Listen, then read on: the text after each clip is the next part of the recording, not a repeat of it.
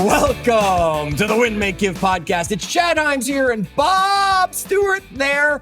And Bob, even though these are not like live and then dropped immediately, our audience knows you've been out of town when these recordings recently have happened. So welcome back, even though it's probably weeks or months after you've come back. I know what you're trying to do. You're trying to distract me from the fact that like 5 seconds before we started, you asked the dumbest question I've ever heard you ask in the history of our 20-year relationship together. Confirmation, Bob. You've got to be sure. You never know. Okay, I'll be happy to explain that. That's fair. I'm back from vacation, Chad. I went for 1 week to a baseball card show, which it took 10 years ago. I never would have believed those words would come out of my mouth, but I did. And then I went and had a week vacation with the wife and kids. Brian Gubernick, our friend, his TED talk about, how much time you have left with your kids, like really smacked me in the face earlier this summer. So I've taken August, and it's really been in August about, connecting with my boys. And I sent one of them off to college. He's driving down there today. But the two younger ones were just, Legoland and all the fun stuff. But I'm back, Chad. We're glad to have you. And I've mentioned it before. And folks, if you still have not taken the time, go to Google, type in TEDx, type in Brian Gubernick, and watch Brian's presentation. Fantastic. Congratulations, Brian. And thank you for sharing it. Now, Bob, comic or baseball card collecting conference. I just want to ask, have you done Comic-Con yet? Because that's probably next to prove your level of geekiness. No, I haven't gone there yet. Let's shift gears. So we have a guest today, Chad. I'm really fascinated by this. Can you pronounce his name though, Bob? Can you pronounce his name? This is what Chad asked our guest, you guys, 5 seconds before we started recording today. Can I just make sure I have the pronunciation right? Charley Johnson? Like, come on. It's Chad. And Charlie laughed at it, but hold on. We're going to bring him up. Bob, it would be disrespectful if maybe he says it as Johnson. Yeah, I don't know. I had to ask. Here, before we bring him on, I want to set the stage here because I'm fascinated by this. And Chad, you often kind of know who our guest is a little bit in advance. And sometimes I know a day or two in advance. And sometimes like today, I didn't see until this morning who we're going to be talking to. But Charley, welcome, by the way, but Charley's the world's first chief conscientious officer. And I'm fascinated by this, Charley. And here's why. Chad, I think, and I could be wrong, I think I was the world's second chief evangelist. Now, Guy Kawasaki was Apple's chief evangelist, and he kind of, I don't know if he gave himself that title or what, but was the first one that kind of represented a brand online. And that was kind of the idea of the chief evangelist, is they went out and they represented their brand online. And so I did that for some of our companies for years. But Chief Consciousness Officer, Charley Johnson, welcome to the Win, Make, Give podcast, man. Do me a favor, Charley. Can you just introduce yourself to everybody so that we get not the bio that Chad probably has that he could read, but like, let's hear who Charley is in his own words. Am I still in the green room? No, you're here ready to go. Oh, shit, I better put my shirt on. Oh, that's right. We're not doing video. Born and raised in Utah. Everyone knows Utah for a very religious state. I wasn't. I also was not atheist. I had a very unique set of parents where this was not in our awareness. It wasn't a part of our life. It wasn't, we were not for it. We were not against it. It just was not a part of us. That led to a decent business background. I had no college education, but I did very well in business from the age of 16. So I obviously brought a lot of that expertise with me from the past life because no one taught me anything. I had a great group around me. I got involved after that first business in Pay It Forward, the famous one, the book and the movie back in the 2000s. Got that movement going around the world, traveled, did a bunch of TEDx talks. You were talking about a friend of yours that did a bunch of TEDx talks. During that time, after my first business and doing the Pay It Forward stuff, early 30s, what do? We do self-development. We look for a teacher. We look for a coach. We look for a guide. And I did the same thing. Every single one of these individuals, men and women, could not help me. I would ask them questions that they could not answer. Luckily, the last one I went to had swallowed their pride enough to say, I can't help you, but I know what you need. And she said, you need a spiritual teacher. You need a teacher. Well, she said, teacher, first of all. And I said, teacher, I don't want to go back to school. I didn't like school. I'm not going back to college. I don't want to do that. She said, no, a spiritual teacher. I said, okay, that's great. Where the hell do I find one? I'm in Utah, for God's sakes. Like, I had no clue, truly. No religious, no spiritual, no Buddhism, no atheism, nothing. I had no background, no understanding of anything she was talking about. Luckily, I was sitting in the sauna about a month later. Some old dude, ass naked, I was sitting, he was standing, came directly up to me, so you can understand where my eye level was, and said, I feel like I've known you from a past life. So obviously I was waiting 33 years for someone to say that, because when he said that, I first told him to sit because it was very uncomfortable. Secondly, I said, what does that mean? What the hell does that mean? He was the typical Utah, typical Mormon. He had no one he could talk to in his family about the stuff he wanted to talk to me about. Meditation, different books, esoteric, spirituality, enlightenment, teachers, everything. And he just absolutely loved being around me, and I loved being around him. And he taught me about meditation, which led to a teacher, but then it led to my ultimate teacher. So I've got the business background, the nonprofit background, and then I spent 10 years with an individual who can levitate. He can see your thoughts. He can see everything inside your body that you need to fix. And I say that very non-magically, because that's a pretty normal thing on our planet. We just don't pay attention to it. So after time with him, and because of my upbringing, I had no conditioning. I had no bias. I didn't choose a side. I don't vote. I don't have a side when it comes to a Catholic or an atheist. A very, very neutral individual that doesn't have a dog in the fight.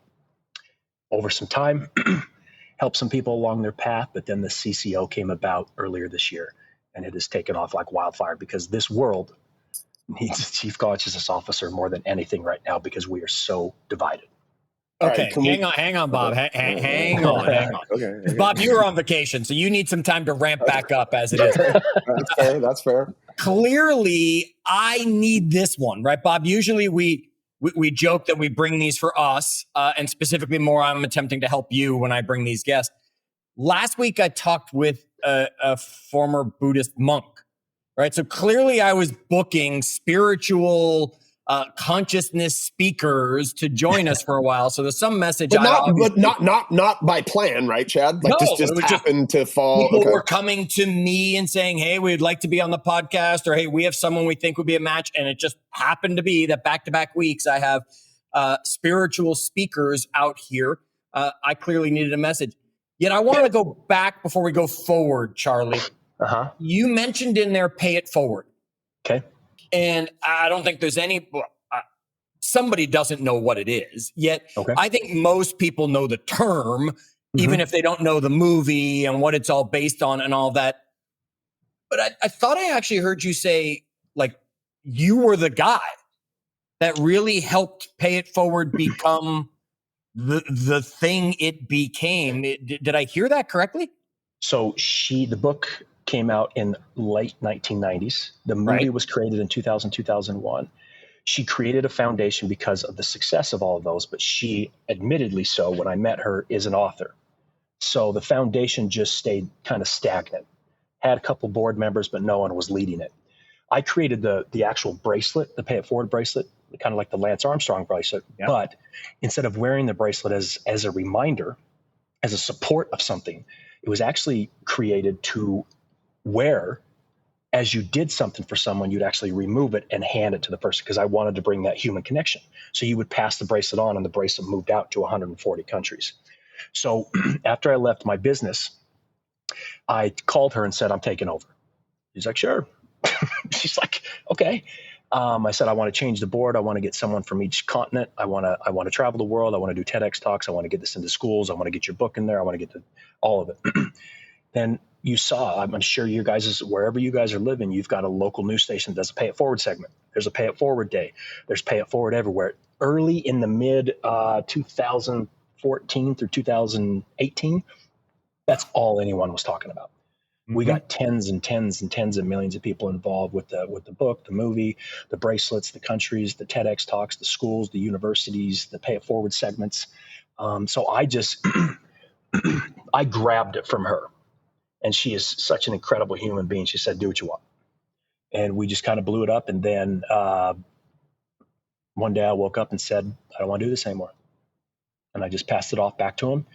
and got back involved with a couple other businesses during the time with my teacher and everything. And then, yeah, that's the Pay It Forward story. What did you I learn just about? wanted to connect because I wanted to. Our audience probably knows it, right? They've probably seen the movie or read the book or, got involved one way or another in the movement. I want them to realize who we're talking with today. You All right, remember the best thing they can remember is all the news articles about someone buying someone else's coffee and it going on for like 200 cars. Yep. Yeah, That's totally. what everyone probably knows. Yes. Yeah. Okay. And I know I've done it, right? I know I did it at some drive-through window where I said, all right, here's for the guy behind me, whatever it is. Hopefully it got paid forward farther and farther and farther.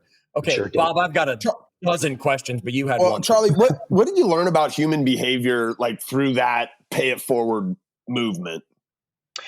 I understood that human behavior, sometimes when they want to be kind, it has to be someone close, because a lot of the questions they had were, maybe we'd go to a school in a rough area and they'd say, if I go help some old lady or I go help some guy on the corner, I'm going to get stabbed. It's like, okay, then help your sister, help your mother, help your grandmother. I also understood that when it comes to the nonprofit world, they're more cutthroat than the for-profit. The for-profit is very upfront saying, we want your money. Fair enough. Cool. Nonprofit world, they hide behind altruism and kindness. It's bullshit. It's absolute bullshit. The people I met on the nonprofit side were worse than the people on the for-profit side. Now, I met a shit ton of people, excuse my French, a ton of people on the nonprofit side that were incredible human beings.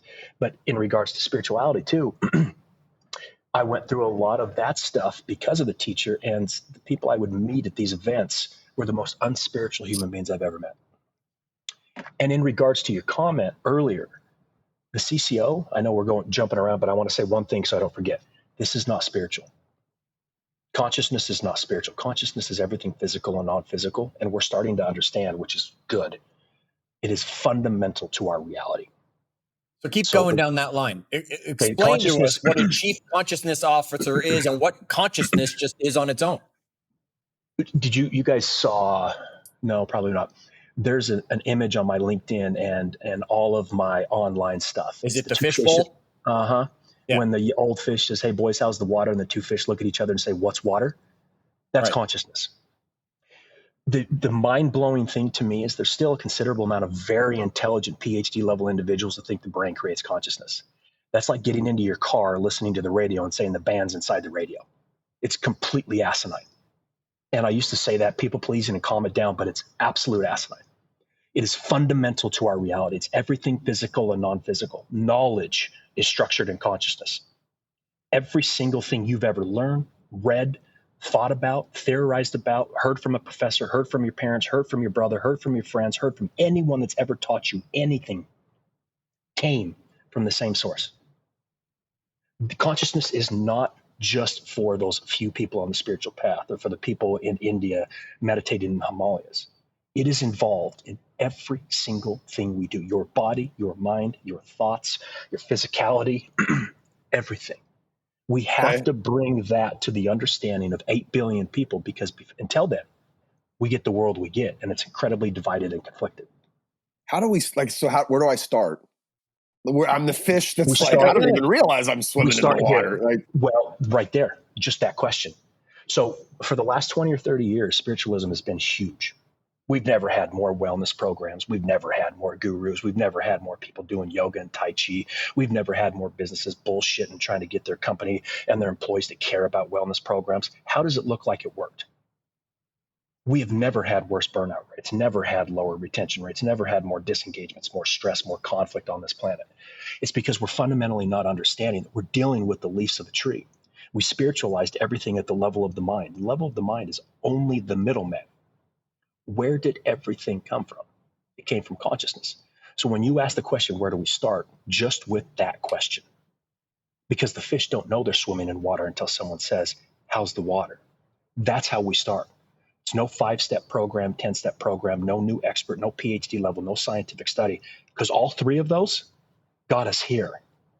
No one on the face of this planet, inside business, outside of it, politically, anything, would disagree that there's more chaos than ever before in human history.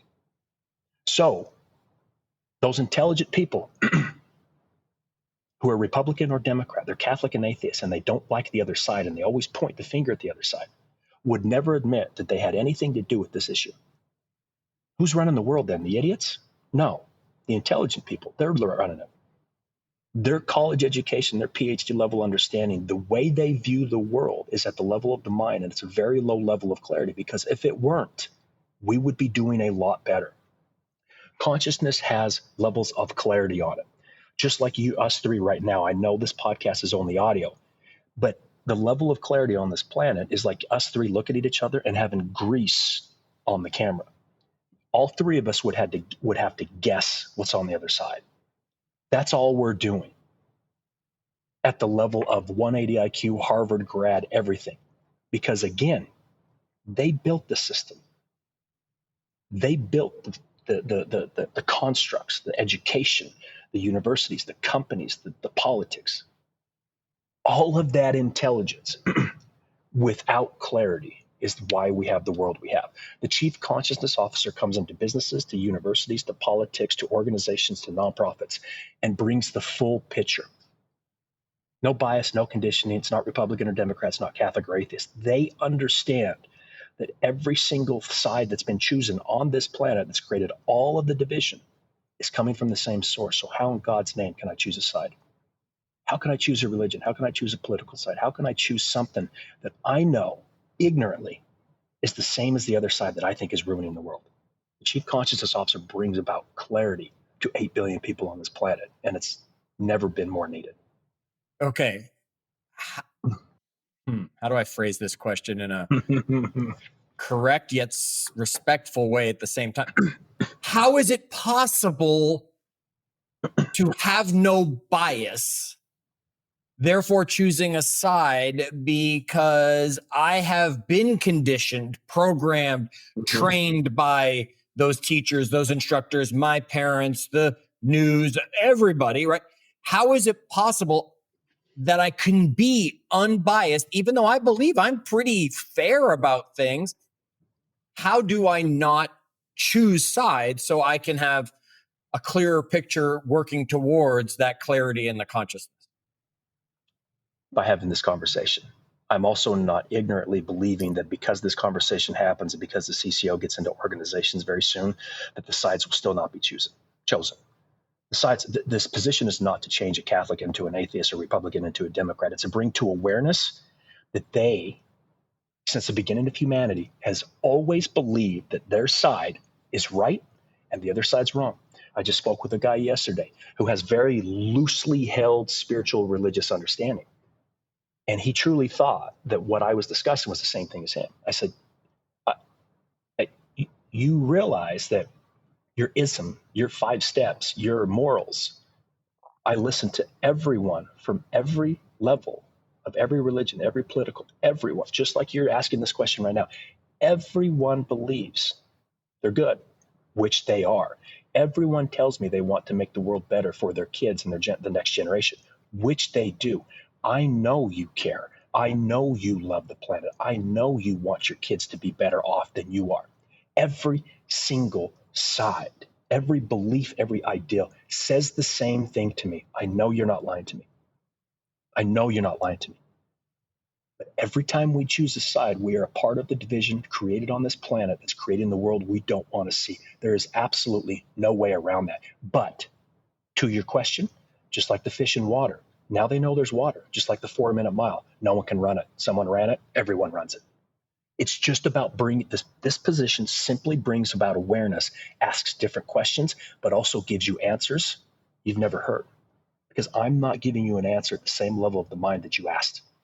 So we go one step deeper to the root of consciousness, to the root of all of the division, to the root of every side chosen, and simply bring the awareness from here.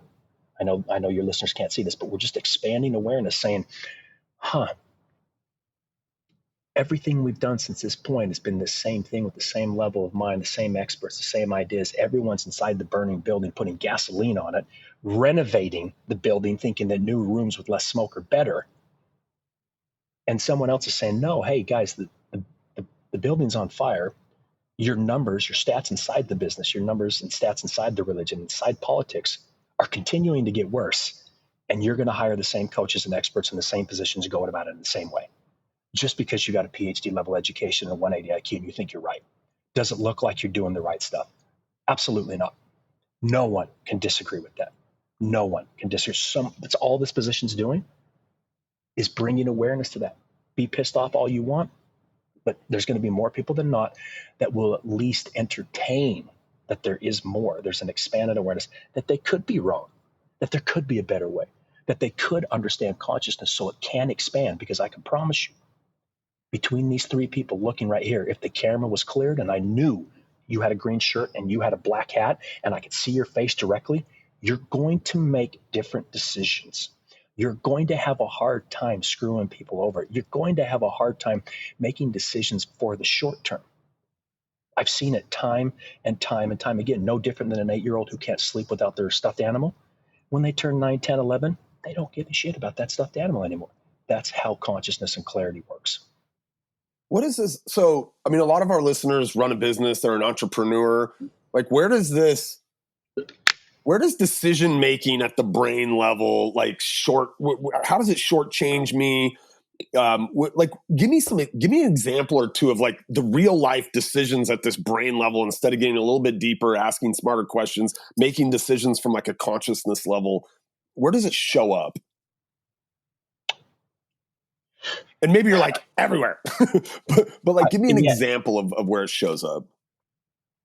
In the current way, or the way when they start understanding more consciousness and expanding their awareness? In the current way, like, how are they doing it wrong, maybe, and what might that look like if it was a conscious decision versus a decision informed by all my biases? So let's just go to rates. Burnout rates, horrible. Retention rates are horrible. Disengagement's horrible, right? Stress is through the roof. Susie and Ed and a certain team don't get along. Susie and Ed think, well, I just don't like it. Why? Why, Susie? Well, Ed's a Trump guy. Really? Now, I know this sounds incredibly childish, and everyone listening would say, I don't do that. Bullshit. This is how the world works. Totally. You can continuously tell me to each their own. That is the first thing thrown out the window when someone pressures you on your political or your view on religion. Every time. Oh, we don't talk about politics and religion in work. Really? Everyone knows where everyone stands because of comments they make, because of things they do, the eye roll they say when someone talks about a Democrat or a Republican, or someone prays or someone. This CCO does not have a dog in the fight. So let me make this very clear. Everyone who hears this is listening at the level of the mind. So they're thinking, I'm against their views. Don't care. I'm not for your views and I'm not against them. That's something the world's never had. I'm not for Republicans and I'm not against Democrats. I'm not for a Catholic and I'm not against an atheist. This is the thing, because we're going to talk about at the level of the mind. You're going to ask the same really good, intelligent questions that make perfectly logical sense. But I always take it back to, how does that look? How is it working? How are the stats, the KPIs, the ROIs, who you hire, how we hire HR, chief people officer, the wellness program? How's all that working? Not working too well. It's getting worse, actually. The stats are getting worse. We can feel it. We don't need stats. Everyone on this planet can feel the uneasiness going on across the globe, whether they watch the news or not. It's all collective. We need someone who brings the full picture. All of our answers, all of our decision, like really decisive decision making made by a CEO, is painted in their political and religious views. You can't help it. They can say they're neutral. They can say they're going to be objective. They cannot help it. They cannot help it. Look at but the you're world. suggesting they can be helped to help it, like 100%, just like the fish in water, just like the 4-minute mile. That's very simple. We go any more complex, we're just coming up with fancy words that mean nothing. Charlie, doesn't the CCO, Chief Consciousness Officer, don't they have biases and prejudices that they're then bringing into it? They get this question all the time. No. A very highly trained one? No. I don't vote. I don't have a side. Anything anyone comes to me, I know where it's coming from. I know their direct experience, what they're experiencing, like the 8 people who touched an elephant and they were asked what enlightenment was.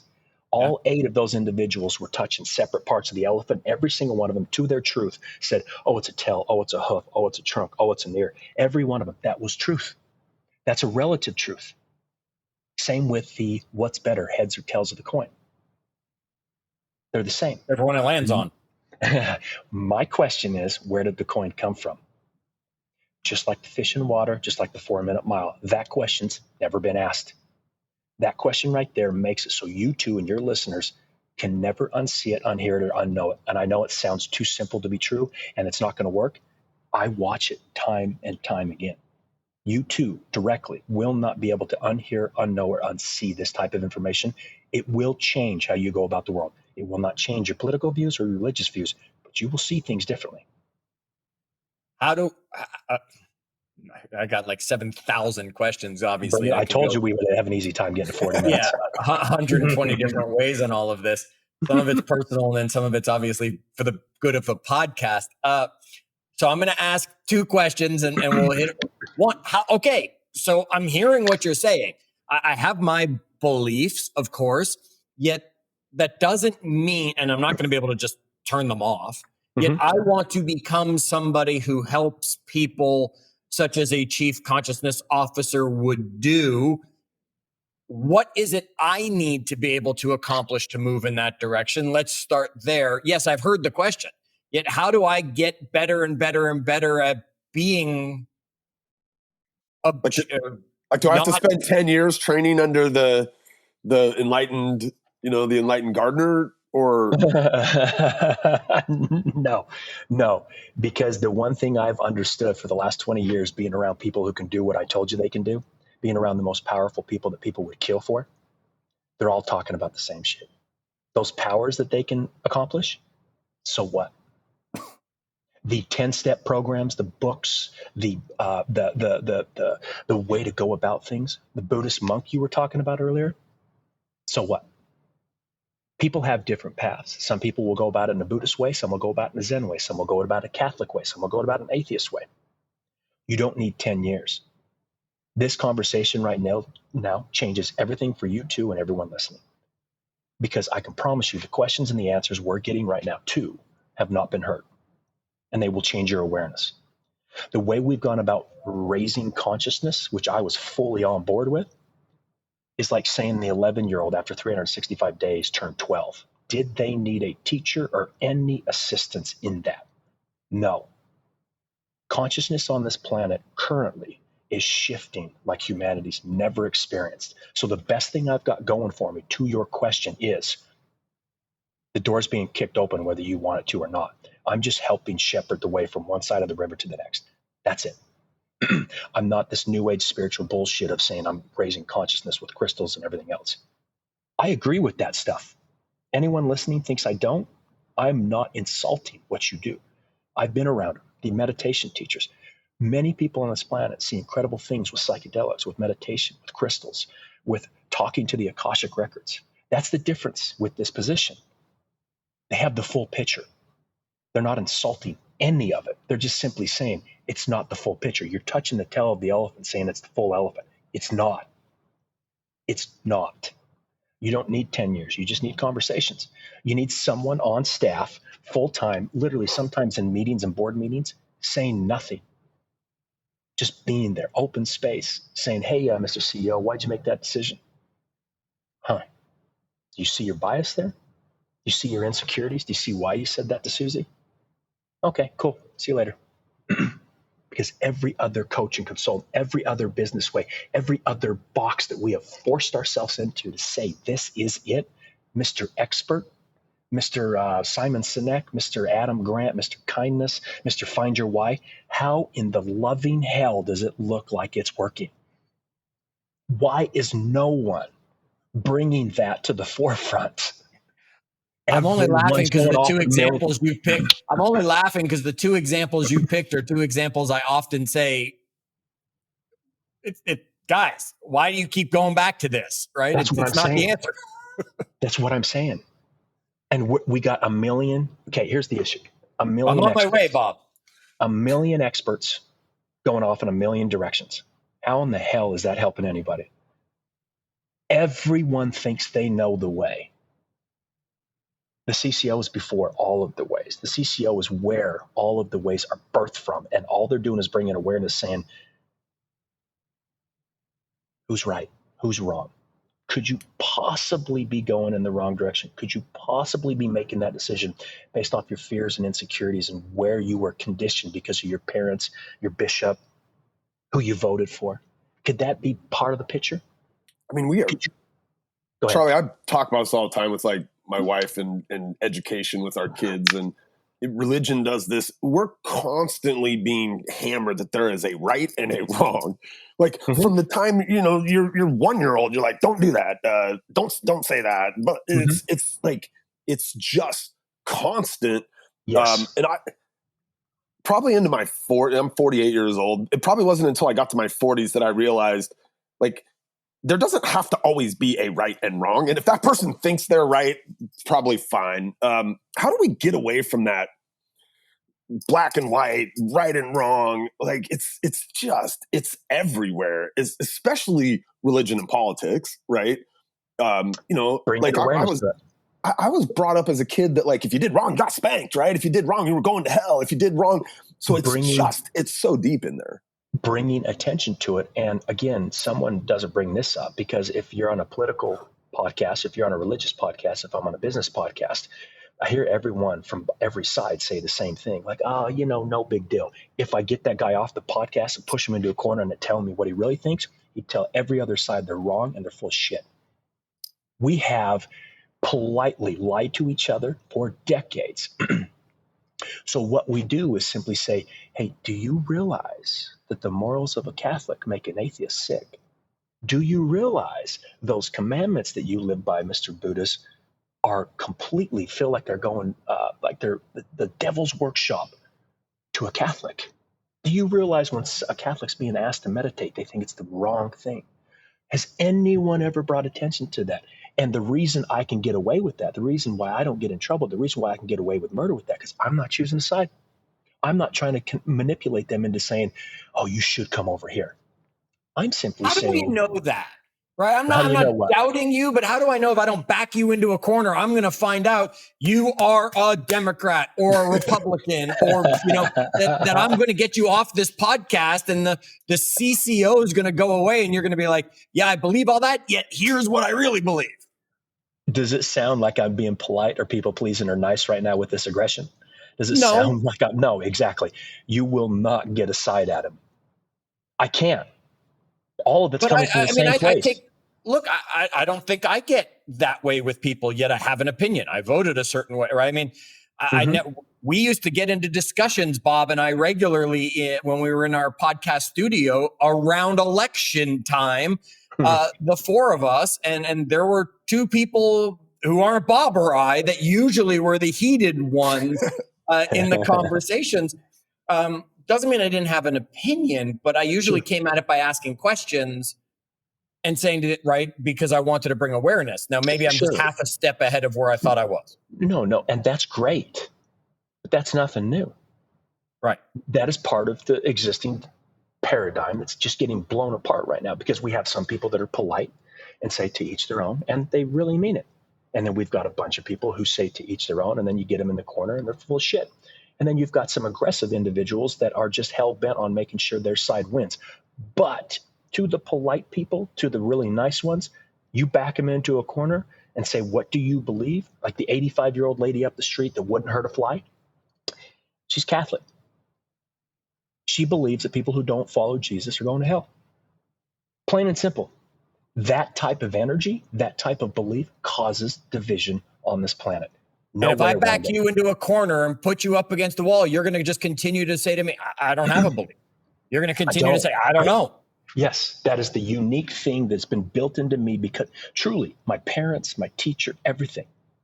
It's never made sense to me why we choose sides, why there's so much division, why we kill each other over a belief that no one on the face of this planet knows.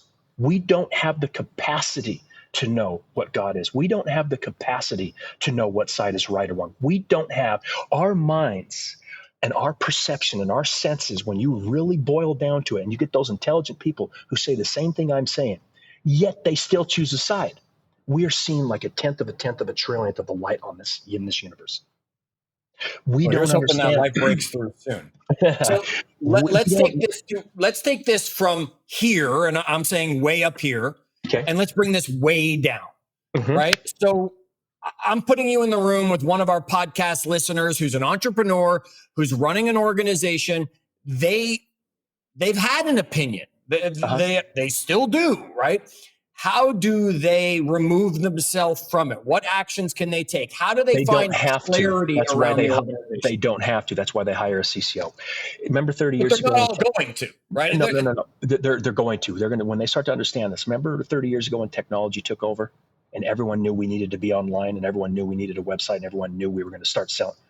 But no one knew and it how was to a code. sad day yesterday if you didn't hear the announcement that AOL finally canceled dial-up internet. I heard after that. I 35 heard years. that. Anyways, they all knew it, but they didn't know how to code, so they started hiring CTOs. As more people start to understand that every single decision they make, every strategy they create, every marketing thing they do, every piece of sales, financial, HR is structured in consciousness, they're going to want someone on staff who knows that. So again, where do I find a CCO? Like, how do I know they're like you? How do I find someone that's not just coming into the interview and saying, no, I don't have an opinion? That's part of what I help with. I can know very quickly with an individual. How's very Bob quickly. doing then? I got a lot of